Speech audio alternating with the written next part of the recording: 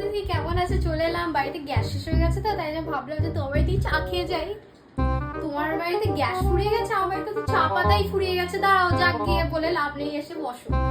জানো তো দিদি, ওই বাড়ির ঘোষ বাড়ির মেয়ে সারাদিন ছোট ছোট জামা পরে ঘুরে বেড়াচ্ছে, সবসময় ছেলেদের পেছে দৌড়ে যাচ্ছে। আর বলো না, ছোট ছোট জামা কাপড়।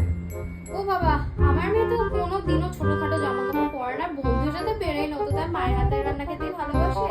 আর মেয়ে তো এত সংস্কারী, আর তুমি কি বলবো, ও তো বাড়িতেও বলে কুর্তি পরে থাকে, ওকে তো কুর্তি ছাড়া তুমি দেখতেই পাবে না। মাম, আমি আজ ফ্রেন্ডসদের সাথে বেরোচ্ছি, তুমি আজ আমার খাবার রান্না করো না, আমি আজ বাইরে থেকে খেয়ে আসছি, বাই, লেট হয়ে ফিরতে।